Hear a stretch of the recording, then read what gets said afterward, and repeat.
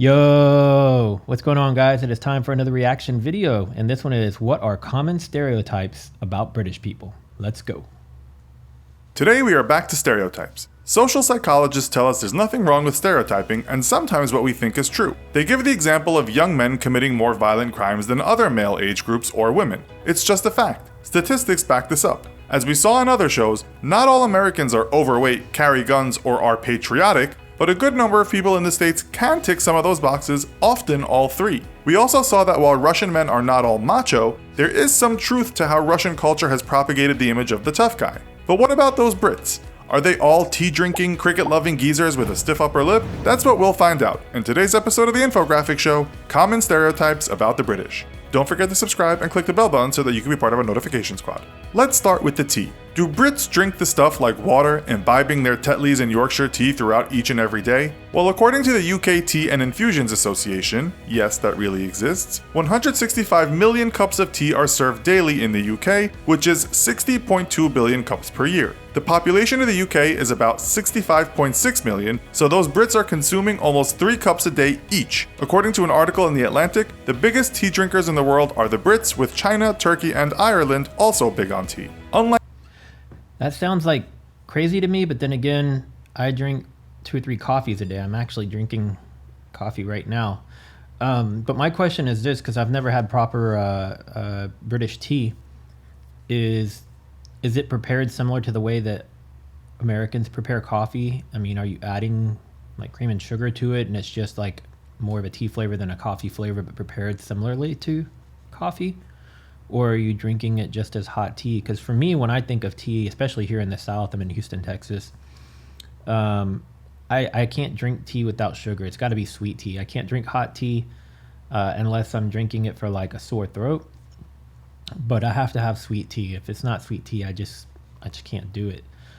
So yeah, tell me a little bit more about that. I want to know more about how British tea is prepared.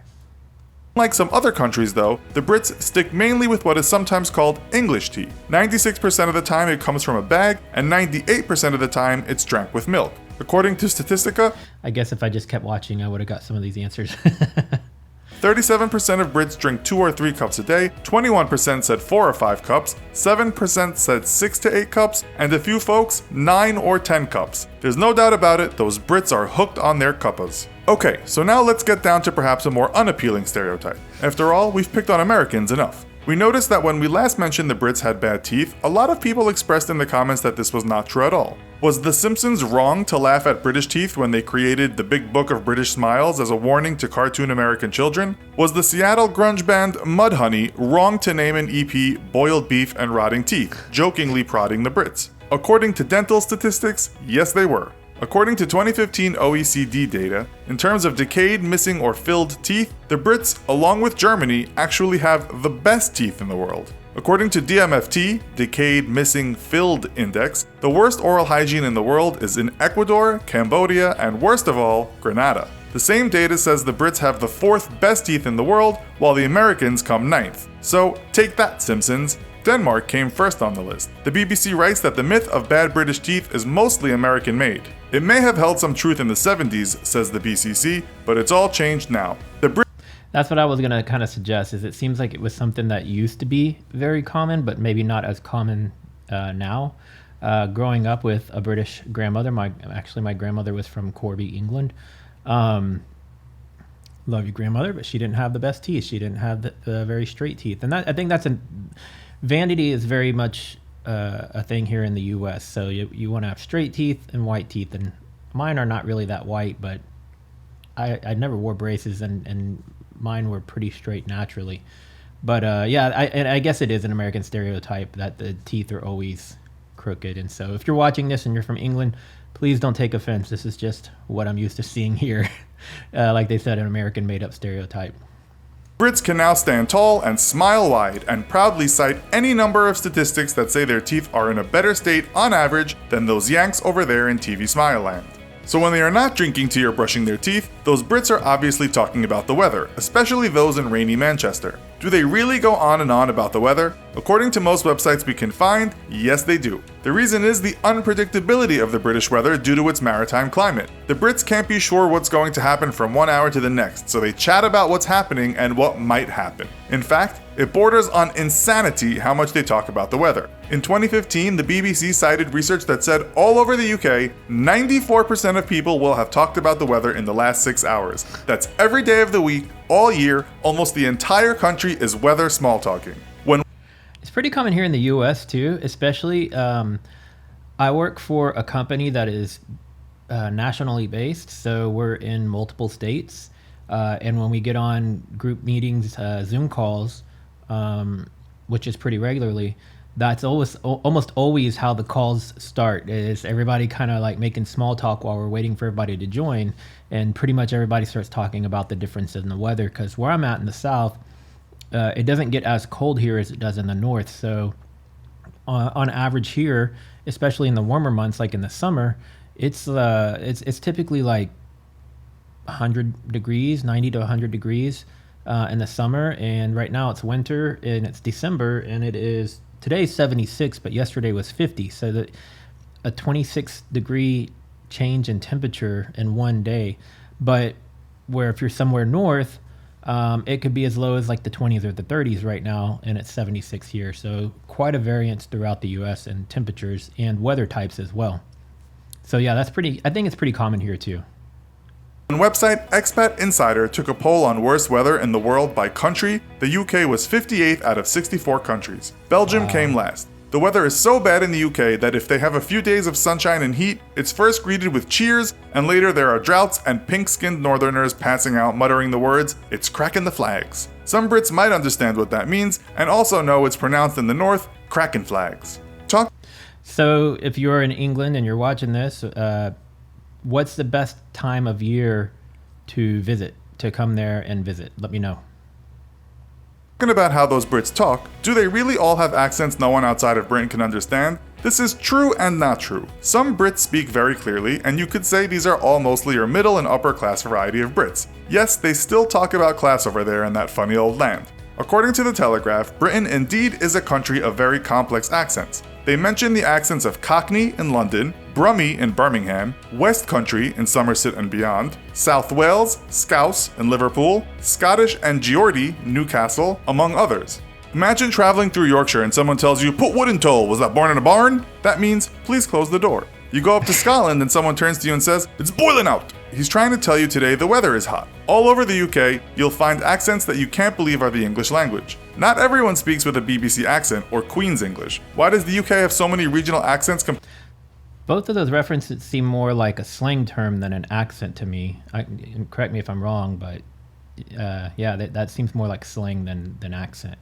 Compared to the rest of the world, it's complicated but has a lot to do with social standing, communities that identify with accents, and of course, all the tribes that lived on the British Isles, including Celts, Angles, Saxon, Jutes, German, and Norse tribes. Medieval French became the language after Old English, and Latin was spoken as well. All those tribes and all those languages have led to this confusion of British accents. As for the Queen, do all Brits love her? Actually, that's hardly even close to the truth. She's probably more popular in the US than she is in the UK. In Scotland, the Queen is less liked than in England. While polls suggest that about 75% of Brits are in favor of keeping the monarchy, the days are long gone when the UK population worshipped the royal family. The Queen is more of a novelty these days, fodder for those infamous tabloids.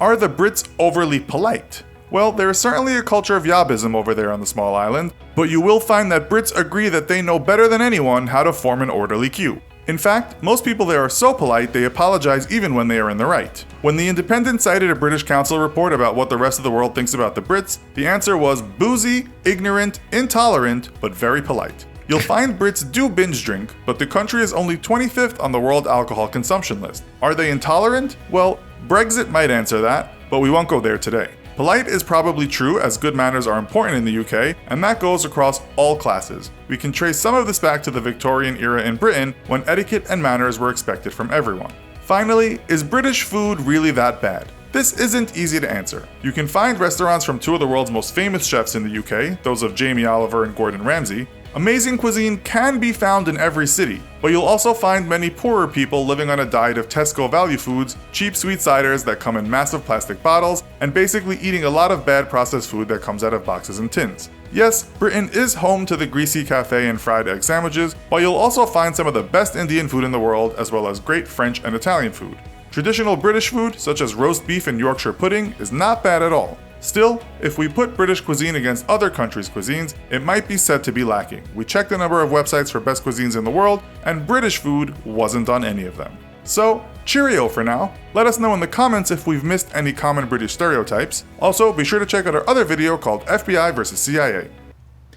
I actually tried to find videos specifically about British food, and I had a really tough time trying to even find any because I was making a list of videos that I want to do reactions to, all based around British and English stereotypes and culture, and I'm going to be doing a lot of these. But I had a tough time finding any specifically about British food. So if you know of any of those videos that exist that you can share with me, please do that so I can put them on my list to do reactions to. Or tell me some of your favorite British dishes that you eat. As I mentioned a moment ago, my grandmother is from Corby, England.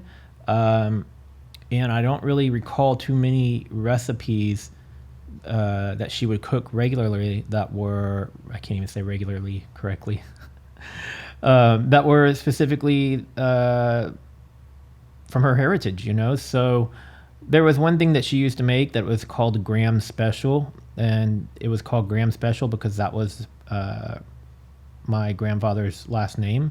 So it was like this, I guess, made-up recipe that my grandmother had, but I wouldn't really necessarily call that British food. So aside from fish and chips, which is the one I hear of the most, tell me some British plates. And if you have any YouTube videos that you can share with me that I can do reactions to, post that in the comments as well. If you're new here, please subscribe. Make sure to click that bell so you'll get notified every time I upload a new video. And give this video a thumbs up if you liked it. And I will see you guys in the next video. Later.